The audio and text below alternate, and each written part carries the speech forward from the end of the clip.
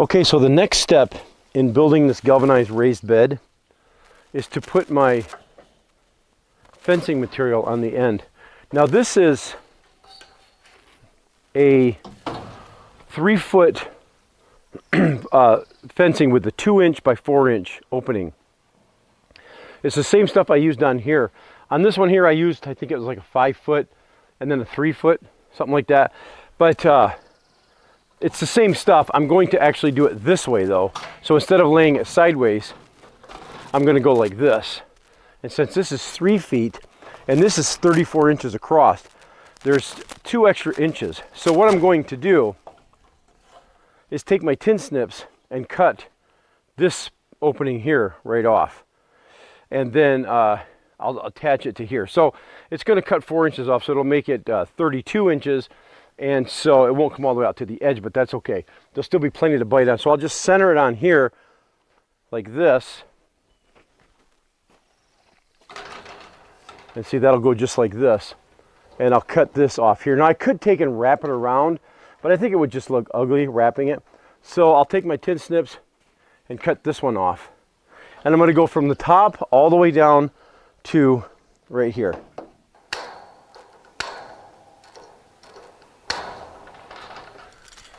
So I've got to come down to about,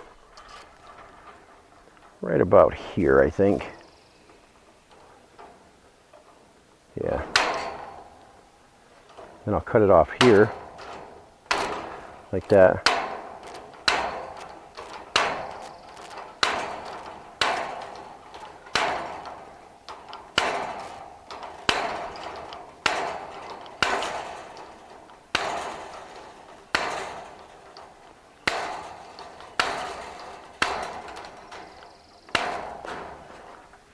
Okay, so to attach it, I'm using my 18 gauge stapler here.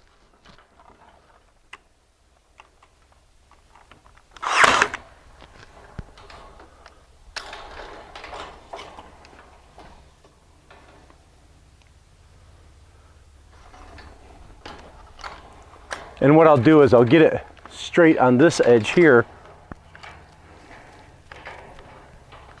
like that. And go straight down here, keeping it nice and tight.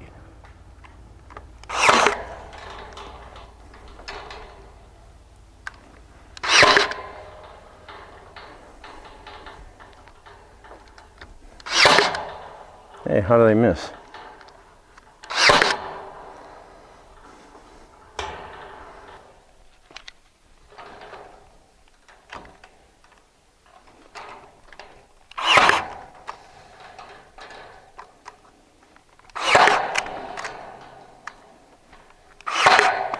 Now, if you watched my fencing video, you'll see where I took boards on here and then used clamps and tightened this. I'm not going to do it on here. I could, and it would be perfectly fine, but I don't think I need to. It doesn't matter if this has a little bit of give. Now, when it came to my fence, I made sure that it was tight. And if you're tweaky, you definitely could do that. Okay, so there's, a few inches here. So, which will be perfect because the plant always gets quite a few inches tall before it starts sending its tendrils out. So that looks good. So what I'm going to do is do the same on the other end. Where'd my dog go?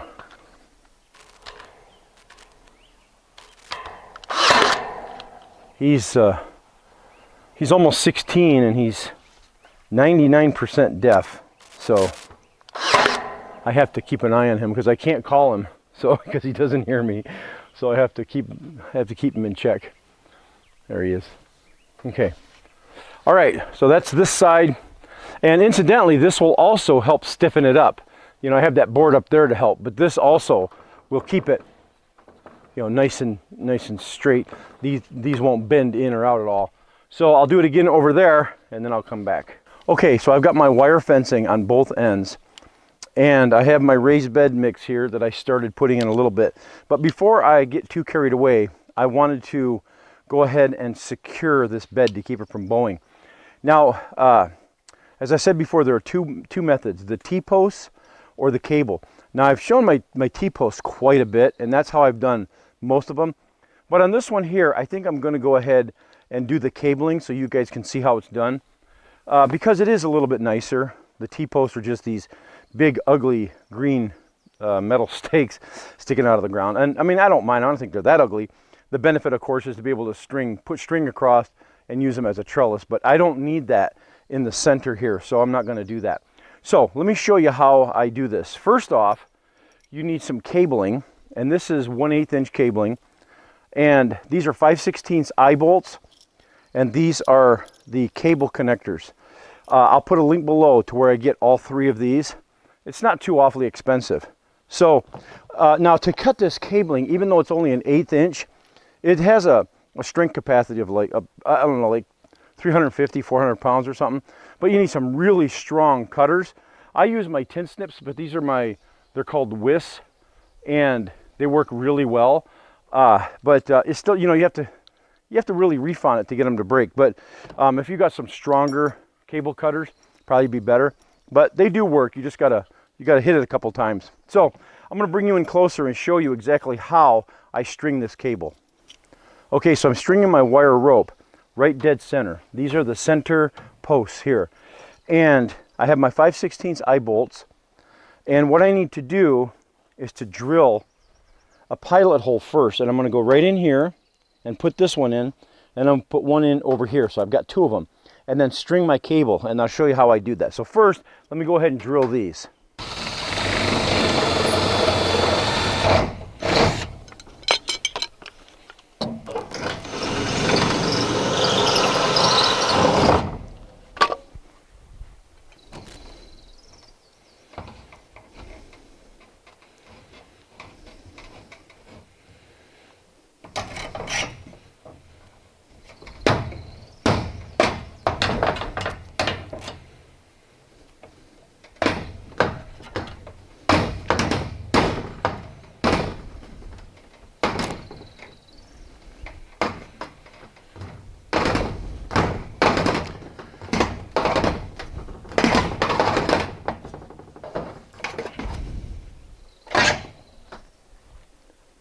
Okay, so let me show you how this wire works with the clamp.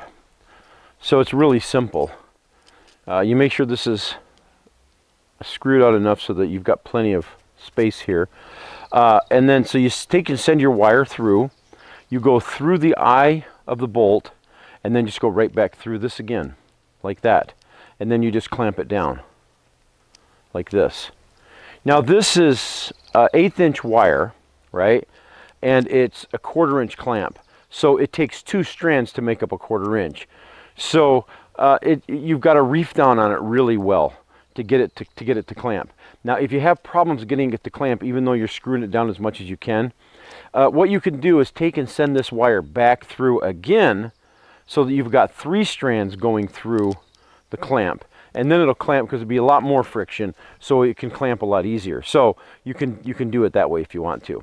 So that would be, just give yourself a little more space here, and then go back through, like this thing gets away from you, back through like that if you want to, and then you've got 3 strands going through like that. It'll clamp a lot easier.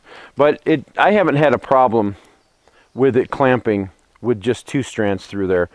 You just have to make sure you get it really tight. You might have to get a pair of pliers and hold this, because when you try to clamp this down, you know, you tighten these nuts down, it tries to just spin on the wire. So just get a pair of pliers and hold the clamp, and then tighten it really down with a good wrench or a socket. And as soon as you get it as tight as you can, it'll hold. It should hold. But like I say, if you have any problems, or if you just want to make your life easier, just send this back through again, and then you got 3 strands, and it'll hold just fine. All right, so let's go ahead and put this on.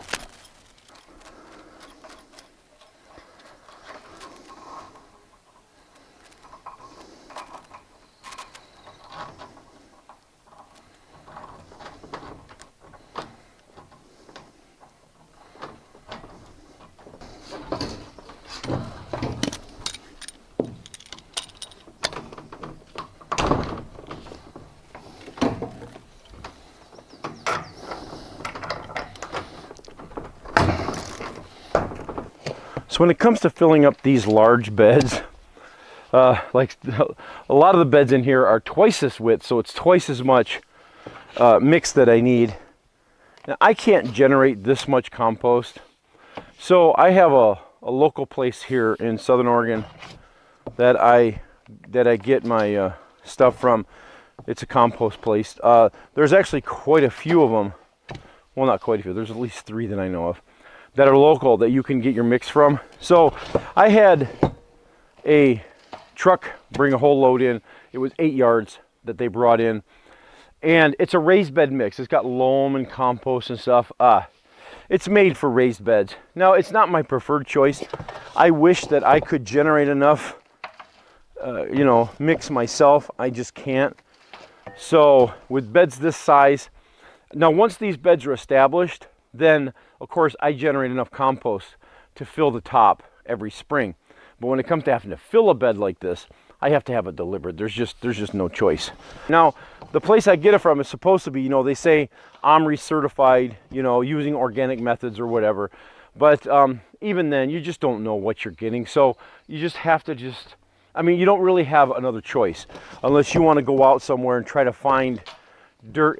I have, my whole property is like decomposed granite, and what isn't decomposed granite is all forest. I've got like 10 acres of just woods, and you can't go into the woods and get dirt to fill it. So for one thing, once you try to dig in the woods, you hit roots. I've tried to actually along the tree line up there one time, I was going to plant fruit trees along the edge, and I just started to dig a hole there, and I just hit roots. I just kept hitting roots every time my shovel went in. So even just the edge of the woods there is just not even a consideration. So I can't do that. I've had my dirt here moved before, and this is just clay and granite and whatnot. So I have to have it delivered. I know I'm rambling, but there'll probably be a lot of people that are wondering how come I have to have 8 yards delivered. And I've had it done quite a few times because this bed, I don't remember what it was like 3 yards or something like that.